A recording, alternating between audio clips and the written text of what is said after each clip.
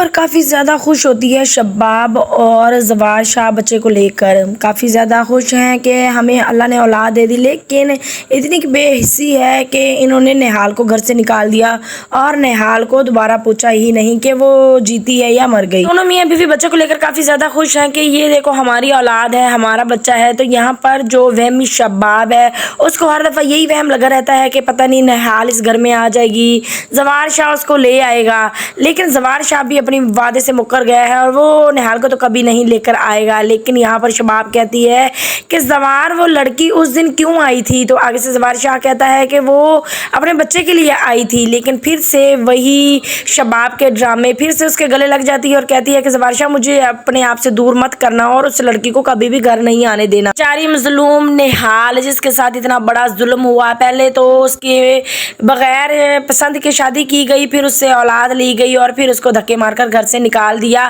مطلب گھر میں ہی نہ آنے دیا، دھکے تو بعد میں مارے، پہلے گھر ہی نہ آنے دیا۔ اب بیچاری کو ان کے جو زوار شاہ اس کی بہنوں اور بہنوئی نے تو یہی سمجھا کہ یہ مر گئی، انہوں نے تو اس کو مار دیا، زندہ ہی مار دیا، لیکن یہ کسی کو مل جاتی ہے، پڑی ہوتی ہے روڈ پر اور وہ لے آتے ہیں اپنے گھر، ہاسپٹل میں لے کر جاتے ہیں۔ کافی زیادہ نہال یہاں پر زخمی بھی ہوتی ہے۔ نہال سے وہ پوچھتے ہیں کہ تمہارے شوہر کا نام کیا ہے، تم کس طرح سے اس حالت میں؟ تو آگے سے نہال سب کچھ بتا دے گی کہ زوار شاہ ہے میرا شوہر۔ یہاں پر وہ آدمی جو لے کر نہال کو آتا ہے وہ دیکھ کر حیران ہو جاتا ہے کہ تم سائیں زوار شاہ کی بیوی ہو، مطلب کہ وہ سائیں زوار شاہ کو جانتے ہیں جن کے گھر اب نہال ہے۔ جو لوگ نہال کو لے کر جاتے ہیں وہ عورت کہتی ہے کہ اب اس لڑکی نے کتنے سالوں بعد زوار شاہ کو اولاد دی، اور شباب ایسی ہے کہ وہ تو اس کو زوار شاہ کے سامنے آس پاس بھٹکنے ہی نہ دے۔ زوار شاہ کی بہنوں اور بہنوئیوں نے مل کر نہال کو گھر سے نکال تو دیا